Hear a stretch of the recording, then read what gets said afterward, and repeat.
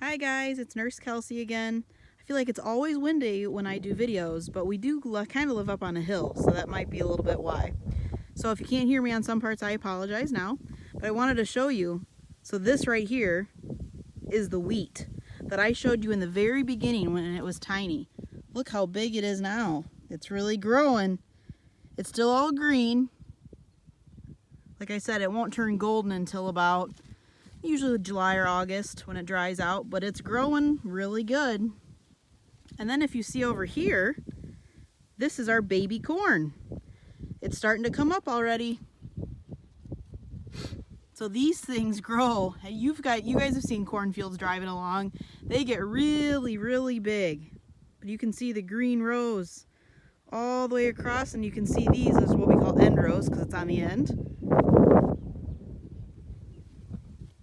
So this kind of corn that you see here, the little guys, is this, or what we call field corn. This isn't what you guys eat on the cob. This would really hurt your teeth because this is nice and hard. This is what you can give squirrels, if you guys see this. But this corn we use primarily, we sell to ethanol plants, and they use it to produce gas or fuel for cars. Otherwise, we also sell it to places that use it for food. There is corn and corn syrup and a lot of things that we eat. And so this is where our corn goes to.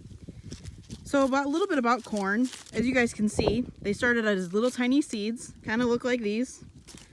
They grow really, really big, and every stalk only has one corn cob on it. One of these per corn stalk. That's crazy. So, and if you guys get corn on the cob and you eat it, it's about the same thing. Can't really see it on here, but see there's a little bit of silk right there. So every silk is for every kernel.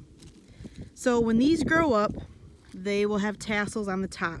The tassel is what pollinates the ear of corn. So the tassel will release pollen and it'll get onto the silk. So every silk has to get some pollen on it for it to produce a kernel. If it doesn't, sometimes we do see some cobs without without a row of kernels or something. And that just, the wind didn't blow right that day, so it didn't get fully pollinated. So that's pretty cool about that. Sweet corn works the same way. Our corn self-pollinates.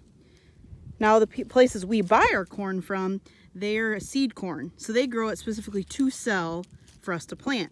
So they do it a little differently. They take tassels off and move them around a little bit to get different outcomes for different genetics of the corn. So that's just a little bit about how corn grows.